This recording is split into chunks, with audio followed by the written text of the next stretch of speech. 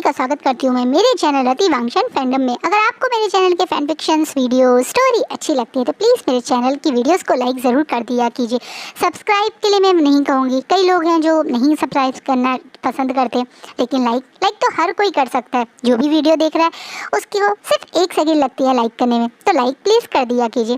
चलिए आज का पार्ट स्टार्ट करते हैं। लास्ट पार्ट में हमने देखा था कैसे एक मिसअंडरस्टैंडिंग अब विंग और वांगजी के रिश्ते में शुरुआत करने ही वाली है। कैसे कुरैन ने साफ साफ विंग के चेहरे पे बोल दिया कि उसे एक हायर की रिस्पॉन्सिबिलिटी निभानी है, जिस चीज़ से विंग को कहीं ना कहीं उस लेटर पे भरोसा सा ही हो गया था और इसके अंदर वो लास्ट होप टूटने ही वाली थी कुरैन की बात सुन के। लेकिन कुरैन अपनी बात कंप्लीट करके रुके ही नहीं जब पीछे से एक आवाज़ आती है, मुझे ऐसा नहीं लगता, जिससे सबका ध्यान उस आवाज़ की तरफ जाता है। विंग जो अभी मुंह नीचे करके ऑलमोस्ट रोना ही शुरू करने वाला था, वो इमोशनल भरे चेहरे से उस आवाज़ की तरफ फेस करता है और सामने खड़े हुए पर्सन को देख के वो शॉक है। ये कोई और नहीं बल्कि विंग के हस्बैंड मेट लांग वांगजी है। लांग वांगजी के साथ यहाँ पे जियांगचैन भी है। जियांगचैन को कुछ शक तो हुआ था कि सब लोग मिलकर कुछ गड़बड़ कर सकते हैं, इसलिए वो अकेला ना आके वांगजी के साथ ही आया था। वहीं वांगजी ने और जियांगचैन ने सारी बातें सुनी, जितनी भी विंग और इन सब के बीच में हुई। वो समझ चुका है था कि ये लोग विंग को इस तरीके की बात करके हर्ट जरूर करेंगे और इसी कारण अब वो बीच में आ गया। जैसे ही सब लोग विंग वांगजी को वहाँ देखते हैं तो वो शौक है, पर कुरैन के चेहरे के एक्सप्रेशन नहीं बदलते। वो बोलते हैं, तुम क्या कहना चाहते हो वांगजी? तुम नहीं मानते? तुम्हें नहीं मानने से कुछ नहीं होता, ये सच है। तुम्हारी और वी वुशान की रिस्पॉन्सिबिलिटी है ये। अब तुम्हें दोनों को ही इस पूरे कल्टीवेशन वर्ल्ड को हायर देना है। मैंने कब कहा कि हम दोनों इस रिस्पॉन्सिबिलिटी को नहीं निभाएंगे, पर मैं ये नहीं मानता कि विंग की सिर्फ यही रिस्पॉन्सिबिलिटी है। ये मेरे और विंग का पर्सनल फैसला होगा, ये हम दोनों का निजी मामला है और इसका डिसीजन भी हम दोनों लेंगे। आप लोगों के कहने पे मैं और विंग कोई फैसला नहीं लेंगे। मैं और विंग एक मेट हैं और हम एक दूसरे के लिए क्या रिस्पॉन्सिबिलिटी है, क्या फीलिंग है, वो हम दोनों के लिए इम्पोर्टेंट होती है। और मैं आज आप सबके सामने कह रहा हूँ कि आप लोगों के फोर्स करने पे या आप लोगों के कहने पे मैं और विंग इस तरह का कोई काम नहीं करेंगे। जब हायर होना होगा हो जाएगा, लेकिन आप इस तरीके से मेरे ओमेगा को इंसल्ट करके या फोर्सफुली ऐसा कुछ करने पे मजबूर नहीं कर सकते। लांग वांगजी आज गुस्से में इतना सब कुछ बोलते हैं तो किसी और के उसके आगे कुछ बोलने की हिम्मत नहीं आती। वांगजी का अल्फा कितना गुस्सा है, कितना ग्रोल कर रहा है, हर एक बात में वो कितने ज़्यादा एक तरह से एग्रेसिवली अपने फेरोमोन्स रिलीज कर रहे हैं। उसे देखकर बाकी सीनियर्स भी कुछ नहीं बोल पाते और लानकुरैन अपनी मुट्ठी ही टाइट कर रहते हैं। वहीं विंग जो पहले शॉक हुआ था वो वांगजी की स्टेटमेंट सुन के थोड़ा शॉक है। वहीं वांगजी सीधा विंग का हाथ पकड़ के उसे सीधा खड़ा करता है और फिर उसका हाथ पकड़ के वहाँ से ले जाता है बिना किसी को कुछ ऑब्जर्व किए, बिना किसी को कुछ जवाब दिए। अब हॉल इस रूम में सिर्फ ये सीनियर्स लानकुरैन और जियांगचैन खड़े हुए हैं। अब जियांगचैन इन सबको देखता है और बोलता है, क्या आप सारे सीनियर्स ने ये मीटिंग किंग की परमिशन के बाद करी थी? क्या आप सब यहाँ पे इस तरह की मीटिंग कर रहे हैं? ये किंग और पुराने लैंग सेक्ट लीडर चिंगेजुन जानते हैं? मेरे ख्याल से नहीं, और इसी कारण आप लोगों को अब अपने डिसीजन के बारे में सोचना चाहिए। आप इस तरीके से कैसे ये सब कर सकते हैं बिना किंग की और चिंगेजुन की परमिशन के? आपने जो भी मीटिंग करी है ये आपकी लाइफ की सबसे बड़ी गलती होगी। ये बोलने के बाद एक तरीके से इन सारों को आग दिखाता हुआ जियांगचैन चला जाता है। ये नए लोग जो जवान हैं इन बूढ़ों की कहीं वैल्यू नहीं करते, इस चीज़ से बूढ़े फ्रस्ट्रेट होते हैं, पर ये लोग समझ नहीं पाते। उम्र से रिस्पेक्ट नहीं होती, इंसान की सोच, इंसान के कर्मों से रिस्पेक्ट होती है। कई बार एक छोटा बच्चा भी बड़े बड़े लोगों को एक समझदारी की शिक्षा दे देता है। उसी तरह से उम्र से बड़े होकर भी ज़रूरी नहीं है कि आपके हर फैसला सही हो। कई बार बड़े लोग भी बहुत बड़ी बड़ी गलतियाँ कर जाते हैं। जैसे ये सारे सीनियर्स, इन्हें लग रहा है कि ये हमेशा सही फैसला लेते हैं, पर वो गलती कर रहे थे। तो इस तरीके से विंग को फोर्स करके कहीं ना कहीं गलत कर रहे हैं। इन सब हरकतों से कुरैन को भी बहुत गुस्सा आता है। कुरैन कहीं ना कहीं अब जियांगचैन से थोड़ा सा चिढ़ने भी लगे हैं, लेकिन अभी वो कुछ कह नहीं सकते। जैसा जियांगचैन ने सोचा था वो वैसा ही इस बारे में शिचैन और एक तरीके से चिंगेजुन को बताता भी है। वहीं दूसरी तरफ हमारे लांग वांगजी और विंग वहाँ से बाहर जब आते हैं तो वांगजी सोचता है कि उसे विंग को क्लियरली बता देना चाहिए। ऐसे वो तुरंत पीछे बढ़ के विंग की तरफ देखता है और बोलता है, मुझे माफ़ करना ओमेगा, आपको ये सब अकेले सहना पड़ा। मैं आपसे इस बारे में खुद से बात करना चाहता था। सभी लोग आपको प्रेशराइज करेंगे, मैं जानता था, लेकिन मैं आपको बता नहीं पाया। लेकिन आप इन सब लोगों की बातों को अपने दिल पे मत लीजिएगा। आप सिर्फ और सिर्फ अपनी और अपनी सेहत के बारे में ज़्यादा ध्यान दीजिएगा। आप बिल्कुल भी इन लोगों की किसी बात को अपने मन से मत लगाइएगा। आपके लिए कोई रिस्पॉन्सिबिलिटी नहीं है। आपको सिर्फ यही काम करना है, ऐसा नहीं है। आप जो चाहे वो कर सकते हैं। अगर हमारे को फ्यूचर में हायर करना भी पड़ा तो वो आपकी ही पहले मर्जी होगी। कहीं ना कहीं ये डिसीजन वांगजी अपने जगह विंग को दे रहा है। विंग थोड़ा इमोशनल हो जाता है। वो अल्फ़ा की आदतों को जानता है। वो ये भी जानता है अधिकतर अल्फ़ा ही डिसाइड करते हैं उन्हें बेबी चाहिए नहीं चाहिए, किस ओमेगा से चाहिए। लेकिन यहाँ एक अल्फ़ा, एक छोटा सा क्यूट सा उसका 8 साल का छोटा अल्फ़ा उसे चांस दे रहा है। उसकी लाइफ के इस फैसले को लेने का, डिसीजन लेने का चांस उसे दे रहा है। तो विंग को बहुत ज़्यादा इमोशनल फील होता है और वो थोड़ा सा इमोशनल होते हुए कहते हैं, क्या बात है लानजान, तुम तो बहुत समझदार हो गए हो जो तुम ये डिसीजन मुझे देने की बात कर रहे हो। हाँ शानगा, आप मुझसे बड़े भी हैं और आपकी ही ज़िंदगी का ये बड़ा फैसला है। ये शरीर आपका है और आपको अपनी लाइफ में जो भी करना है वो आप ही डिसाइड कीजिएगा। ये बोलने के बाद वांगजी विंग को बहुत इमोशनल आंखों से देखने लगता है। विंग भी बहुत ज़्यादा इमोशनल होकर तुरंत बोलता है, थैंक यू लानजान, थैंक यू अल्फ़ा, मुझे ये हक देने के लिए। और बोल के वो वहाँ से मुड़ के अपने कॉटेज की तरफ जाने लगता है। जब वांगजी पीछे से बोलता है, क्या मैं आपके साथ चलूं? जिसे विंग अब कुछ समझ नहीं पाता है। जब वांगजी आगे आके विंग के साथ खड़ा हो जाता है, क्या मैं आपके साथ आपके कॉटेज तक चलूं? जिसे विंग ना चाहते हुए भी मना नहीं कर पाता है। विंग और वांगजी विंग के कॉटेज तक आते हैं और वांगजी विंग को उसके कॉटेज के जब तक वो अंदर नहीं चला जाता वहाँ पे खड़े होकर छोड़ देता है। वहीं विंग बहुत खुशी से अंदर जाता है और उसे अब भरोसा हो जाता है कि वो लेटर चाहे सच था, लेकिन वांगजी उनमें से एक नहीं है। वांगजी तो नहीं, उसे वो फोर्सफुली इस तरह रहने पे मजबूर कर रहा है। इसलिए वो खुशी और एक्साइटमेंट में अब अंदर की तरफ जा रहा है। अब विशाओ काफ़ी एक तरह से सेहतमंद भी हो चुकी है, इसलिए अब वो खेलती और कूदती रहती है। वहीं विंग आज इतना खुश है वांगजी की उससे कि वो खुशी में आज अब बहुत अपने पुराने वो यानी मैडम लैन का जो रूम था उस रूम में ही जा रहा है कुछ पुरानी चीज़ों को याद करने, या ये कह दीजिए मैडम लैन से अकेले में बात करने। इस रूम में अभी भी मैडम लैन के सारे सामान रखे हुए हैं। आज भी ये रूम मैडम लैन के रूम से ही नाम से फेमस है। मैडम लैन का पुराना गुचिन, मैडम लैन की कुछ पेंटिंग्स, मैडम लैन के कुछ सामान, मैडम लैन की मतलब एक होता है ना चीज़ें जो याद की चीज़ें हैं वो अभी भी यहाँ पर है। ये गुचिन वो वाला गुचिन तो नहीं है जो मैडम लैन पहले बजाया करती थी। ये वो गुचिन है जो किंग मतलब किंग के पास भी मैडम लैन की याद में था, जिसे वापस यहीं पर रख दिया गया था। जो किंग एक तरीके से जब ये नया बना था कॉटेज तो उसमें किंग ने खुद ही रखवाया था, क्योंकि वो जानते थे कि उनके साथ महल में तो उन्होंने कुछ ही समय बिताया, अधिकतर तो वो यहीं पे समय बिताती थी, तो उनका कुछ उन्होंने यहीं पे रखवा दिया था। जिसे देखते हुए अब एकदम से विंग इमोशनल होता है और बोलता है, थैंक यू मदर, शायद मैं समझ नहीं पाया था जब आपने ये डिसीजन लिया था, लेकिन आज मैं आपको थैंक यू बोलना चाहता हूँ मुझे इतना अच्छा अल्फ़ा देने के लिए। वांगजी, हमारा लानजान सचमुच में उन सारे अल्फ़ा से अलग है। मैं हमेशा से जानता था लानजान मेरा लानजान सबसे अलग है और आज मेरे लानजान ने मुझे सच साबित कर दिया। विंग बहुत इमोशनल होके और बहुत सारी बातें मैडम लैन से करता है। वो वह विशाओ के बारे में भी बताता है, अपने उस फोरहेड रिबन को छू के उसके बारे में बताता है। इन शॉर्ट एक मन की फीलिंग्स वो मैडम लैन के सामने कर रहा है। विंग अभी मैडम लैन की बातों में करने में बहुत बिजी है, इसलिए वो नोटिस भी नहीं करता कि विशाओ कहाँ है।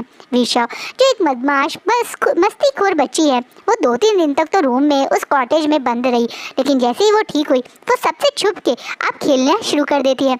आज वेंचिंग को कुछ सामान के लिए मतलब एक तरीके से सामान लाने के लिए जाना था, इसलिए वो वहाँ से मतलब कॉटेज से बाहर मार्केट गई थी। वहीं वैनिंग अभी किचन में बिजी था जब विशाओ मौके का फ़ायदा देख के जैसे ही उसकी वो सो रही थी तो और जगी उसने देखा कि कोई घर पे नहीं है, उसकी मदर नहीं है, वेंचिंग नहीं है और वैनिंग अंकल बिजी है, तो वो चुपचाप से अपनी विंड कॉटेज के पीछे के एरिया में यानी बैकयार्ड में चली जाती है, जहाँ उसने बहुत सारे बनी देखे थे। उसे बनीज का बहुत शौक है। जब से उसने मतलब जब से उसे होश आया तब से वो बनीज के साथ खेलती थी। मतलब जंग्स क्लैन में भी उसके पास 2 क्यूट से बनी थे, लेकिन वहाँ वो बनी को लेके नहीं आए। लेकिन यहाँ तो उसने बहुत बहुत सारे छोटे छोटे बनी देखे हैं जिन्हें वो देखने के लिए वो बहुत एक्साइटेड होके पीछे बैकयार्ड की तरफ घूमने लगती है। और सच्ची में उसे वहाँ बहुत सारे बनी दूर से दिख भी जाते हैं। विशा को इतनी अकल नहीं है कि कितनी बाउंड्री तक जाना है, इसलिए वो थोड़ा सा बाउंड्री से दूर बैकयार्ड से बाहर बनी को पकड़ते पकड़ते आगे की तरफ भी आ जाती है। विशा एक छोटी सी मासूम सी प्यारी सी बच्ची है जो देखने में बहुत ब्यूटीफुल है। उसका छोटे छोटे से दोनों साइड पे बन बनाकर और कुछ बाल उसके हमेशा पीछे की तरफ खुले रहते हैं। उसकी आंखें बिल्कुल लांग वांगजी जैसी हैं और उसका फीचर्स काफ़ी हद तक विंग जैसे हैं। वहीं वो दिखने में जितनी ब्यूटीफुल है वो उतनी ही मासूम और उतनी ही चुलबुली भी है।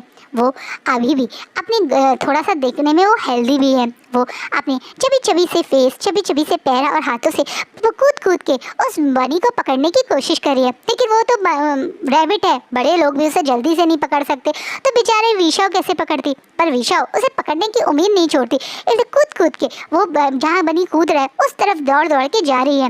विशा दौड़ते हुए ये महसूस भी नहीं करती कि वो अचानक से किसी से एकदम से टकरा जाती है। वहीं वो पर्सन जो खड़ा हुआ सिर्फ सामने की तरफ एक तरीके से उस कॉटेज को देख रहा था, वो भी महसूस नहीं करता कि कब उसके पैर के पास एक छोटा सा बच्चा टकरा के गिर गया। वांगजी का ध्यान अब कॉटेज से हट के उस छोटे से बच्चे पे जाता है जो एक नीचे फ्लोर पे गिरे हुई है और अपना सर पकड़े हुए है और बड़ी बड़ी आंखों से, जिन आंखों में अभी उसके आंसू भी आ गए क्योंकि वो बहुत जोर से किसी के पैरों से टकराई, जिससे उसका सर भी उस पर्सन के पैरों पे लग गया और थोड़ा सा उसे दर्द भी हुआ। वो एकदम से आंसू भरी आंखों से सामने की तरफ देखती है। वहीं वांगजी भी इस बच्चे को यहाँ देख के पूरा शौक है। ये बच्चा यहाँ क्या कर रहा है?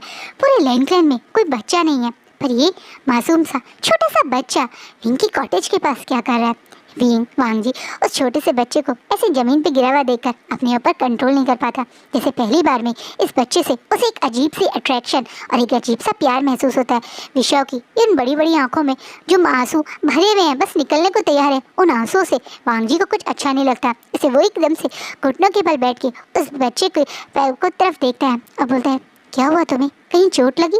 जिस चीज़ से विशा अपने आंसू भरी आंखों से मुंह हाँ की तरफ करके इशारे में उंगली करके अपने सर की तरफ दिखाती है कि हाँ यहाँ पे लगी। वांगजी जिस जगह विशा ने इशारा किया उस जगह बहुत प्यार से अपने हाथ से हल्का हल्का मलने लगता है और बोलता है, अब अच्छा लगा? जिस पे विशा आप बड़े प्यार से अपनी गर्दन हाँ की तरफ हिलाती है और थोड़ा सा रोते हुए बोलती है, बनी, मेरा बनी। बेचारी विशा ज़्यादा वर्ड या तो ना लाइन बना के नहीं बोल पाती है, पर हाँ वो थोड़ा बहुत बोल पाती है, मतलब छोटे छोटे लाइन्स बोल पाती है, अपने एक्सप्रेशन शेयर कर पा सकती है, पर बड़ों की तरह ज़्यादा बात नहीं कर पाती, इसलिए वो सिर्फ इतना ही बोली, मेरा बनी। वहीं भी समझ गया, वांगजी समझ गया शायद ये बच्ची उस बनी के पीछे दौड़ी थी, इसे वो बहुत प्यार से विशा को खड़ा करता है और एकदम से उसे अपनी गोदी में ले लेता है और प्यार से उसके आंसू को जो थोड़े बहुत बहे उन्हें पूछते हुए बोलता है, मैं तुम्हारे लिए बहुत सारे बने ले आऊँगा, बस तुम रो मत। और जिससे विशा अब जो बनी के मारे थोड़ा सा रोने लगी थी, वो अपने दोनों छोटे छोटे हाथों से अपने उंगली मतलब आंखों को मलते हुए बोलती है, मुझे बनी चाहिए। जिस चीज़ से विशा की प्यारी सी स्माइल, प्यारे से शब्दों से कहीं इस बच्चे से वांगजी इतना कनेक्ट होता है और वो तुरंत बोलता है, ठीक है हम मिलकर तुम्हारा बनी ढूंढेंगे। और ये बोल के वांगजी आज शायद इतने दिन बाद ये भूल ही गया कि वो एक राजकुमार है, प्रिंस है, बल्कि छोटे बच्चों की तरह विशा के साथ उस बनी को ढूंढने लगता है। वांगजी और विशा बहुत देर तक उस बनी को ढूंढते हैं और फाइनली उन्हें वो बनी मिल भी जाता है।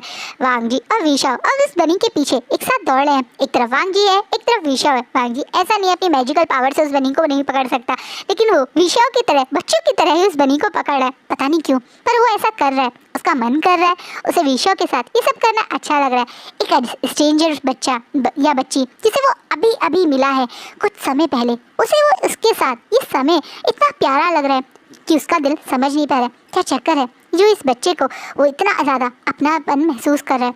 ये आंखें उसी की तरह है, शायद वांगजी को ये महसूस हो रहा है ये बच्ची है कौन और यहाँ कैसे आए। वांगजी इन बातों को भी जानना चाहता है, लेकिन ये बच्ची अभी सिर्फ 4 साल की है, ज़्यादा क्या ही जवाब देगी।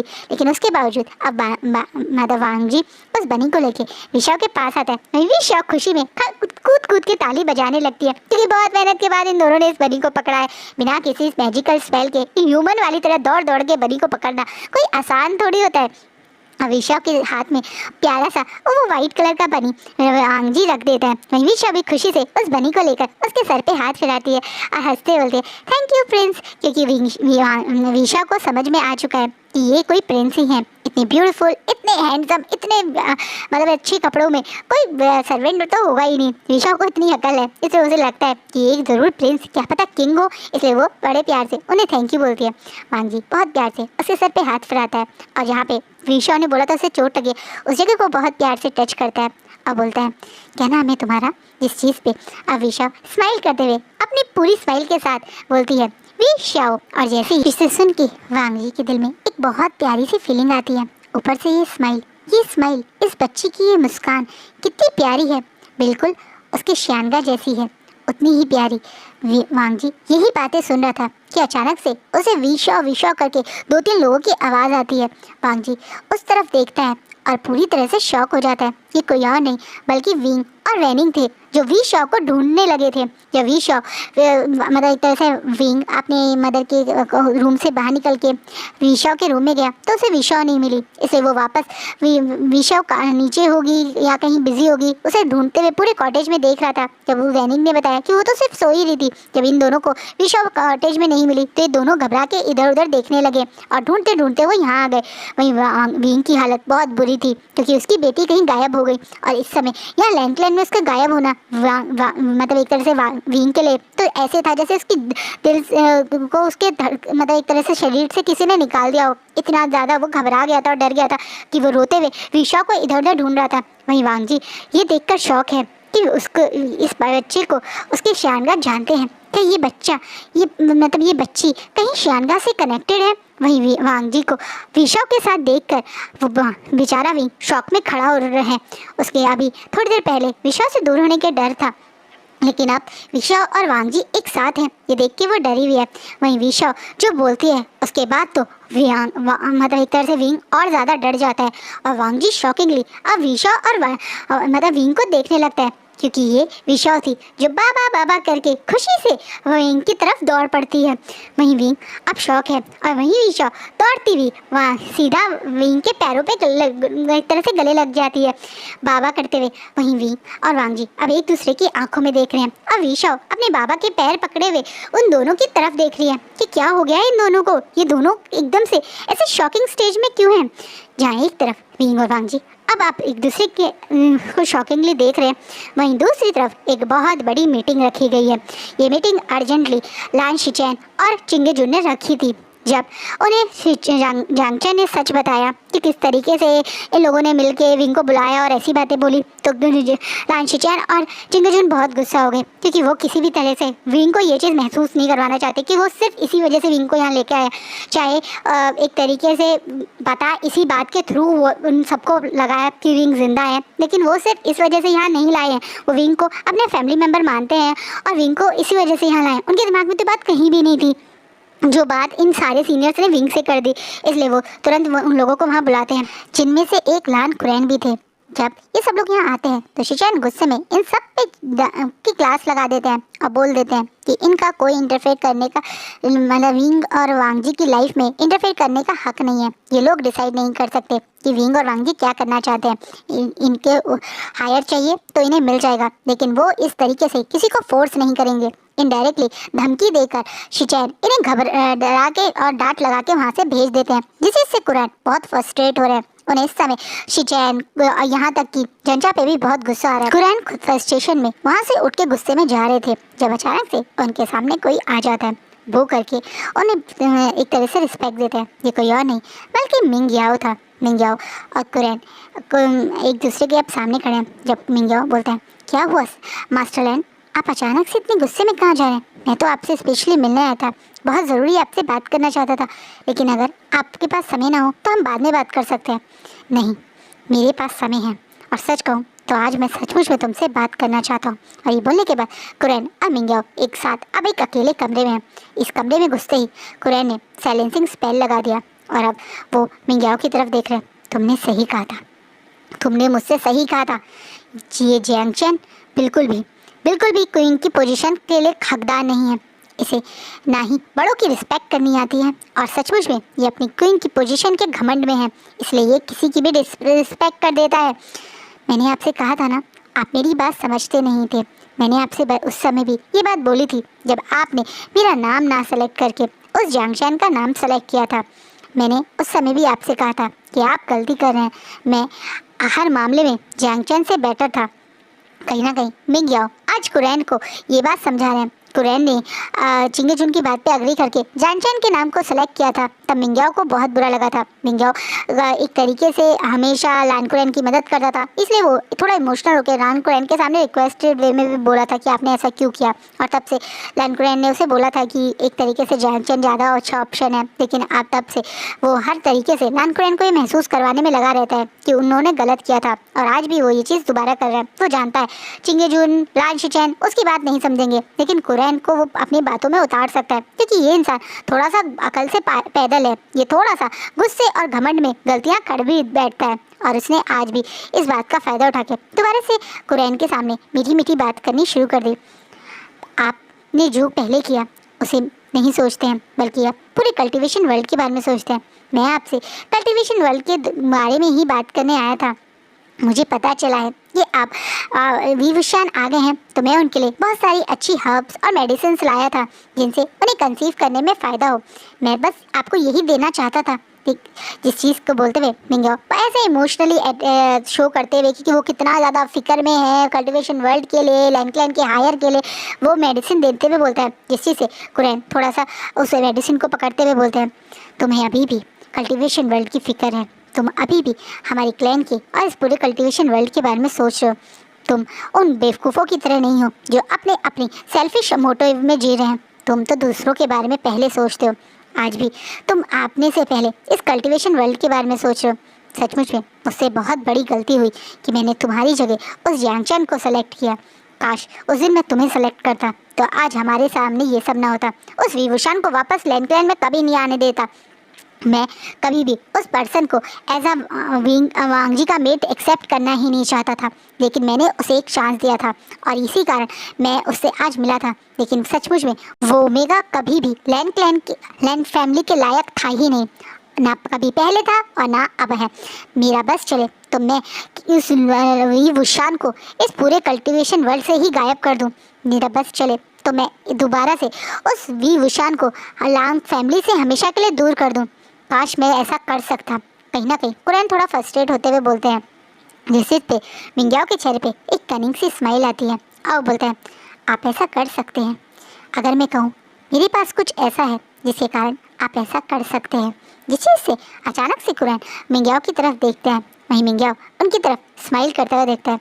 मेरे पास एक ऐसी खबर है, एक ऐसी इन्फॉर्मेशन है जिसके साथ आप विभूषण को दोबारा से लैंड क्लैन से हमेशा के लिए बाहर भेज सकते हैं, जिसके कारण आप विभूषण को लांग वांगजी की लाइफ से हमेशा के लिए निकाल सकते हैं। ये बात सुनने के बाद कुरैन की आंखों में एक चमक आ जाती है, वहीं मिंग्याओ के चेहरे पे एक बड़ी सी कनिंग सी स्माइल।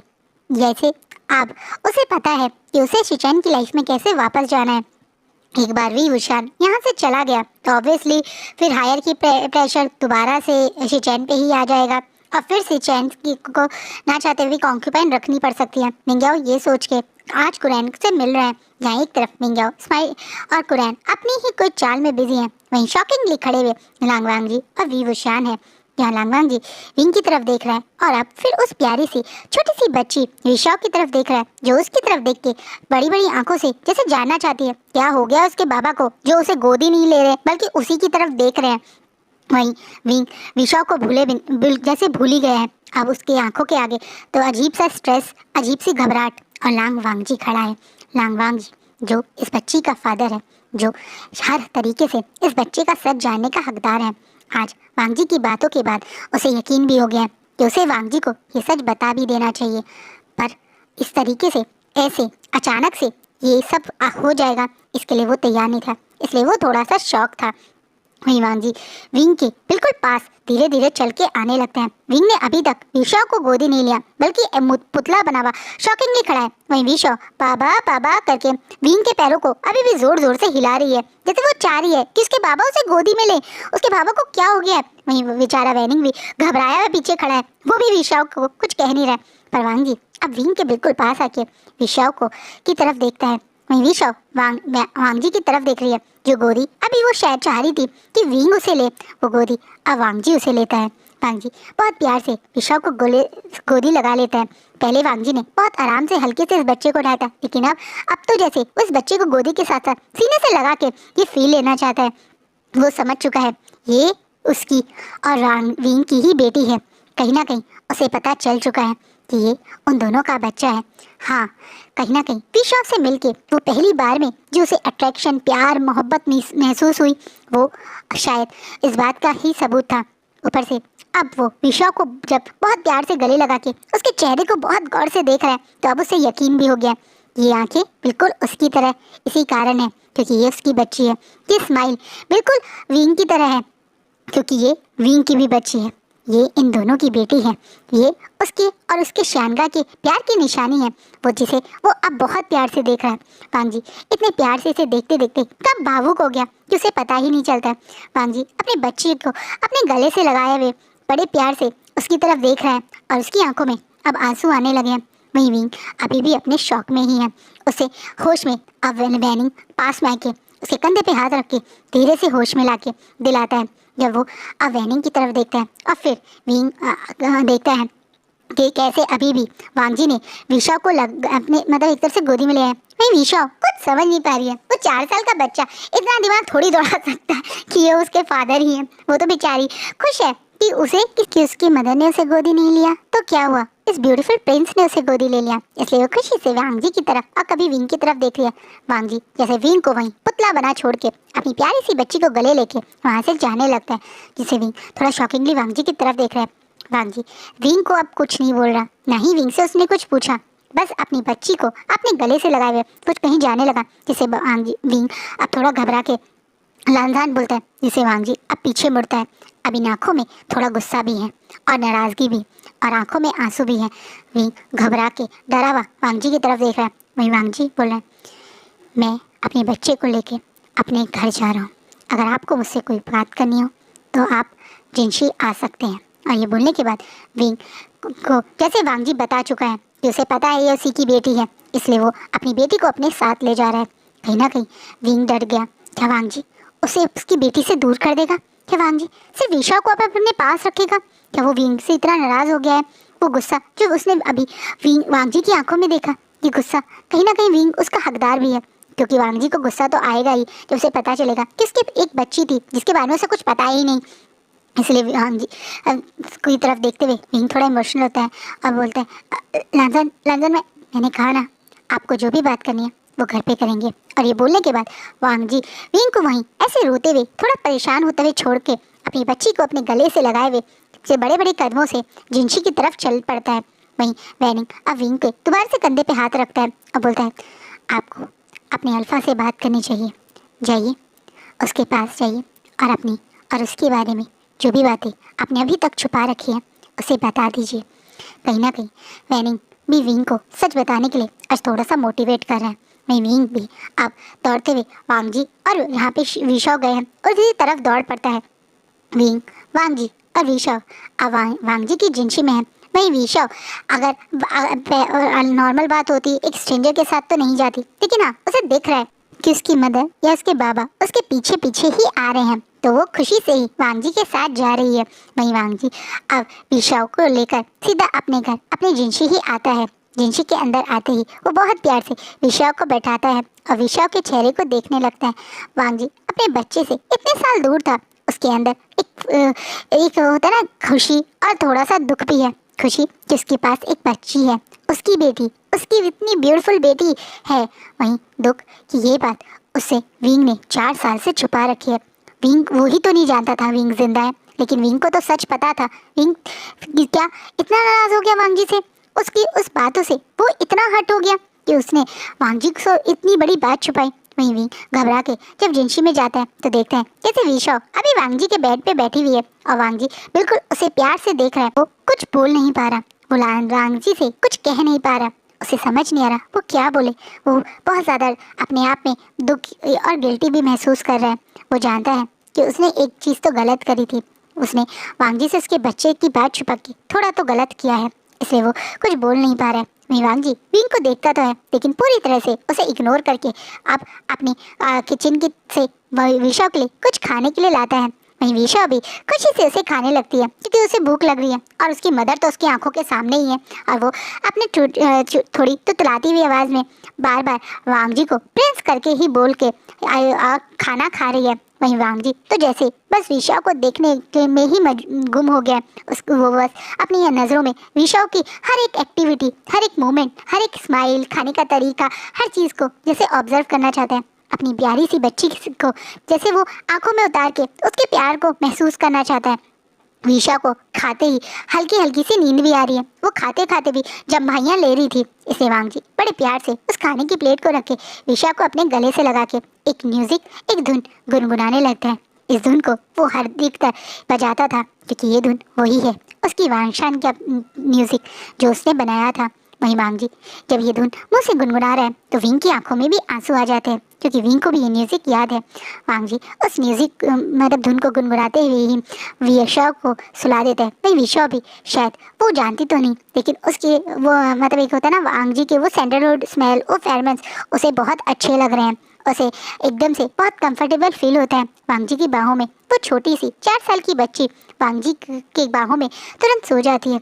विशा को जैसे ही वो वांग जी देखते हैं सो गई है तो बहुत प्यार से उसे लिटा के उसे के ऊपर चादर डालने लगता है। ये पूरी एक्टिविटी विंग पीछे खड़े होकर एक पुतले की तरह देखता रहा पर कुछ नहीं बोल पाया। उसे अब समझ नहीं आ रहा है वो क्या करे। लेकिन अब वांग जी जब देखता है विशा सो चुकी है तो वो चुप नहीं रहता। अब वो जरूर पूछेगा, वो बातें ज़रूर करेगा। विंग तो कुछ नहीं बोल रहा लेकिन आज वो चुप नहीं बैठेगा। ना बोलने वाले लांगवांग जी आज बहुत कुछ बोलना चाहते हैं और बहुत कुछ जानना चाहते हैं। और ये आज का पार्ट यही रुकता है। सो कल देखेंगे लांगवांग जी और विंग की बातें। आपको क्या लगता है वांग जी और विंग के बीच में कैसी बातें होंगी और मिंग्याओ उसने क्या सोचा है और क्या करेगा वो लान कुरैन के साथ, वो भी हम नेक्स्ट पार्ट में देखेंगे। आई होप आपको आज का पार्ट अच्छा लगे। कैसे लगे प्लीज़ कमेंट में ज़रूर बताइएगा।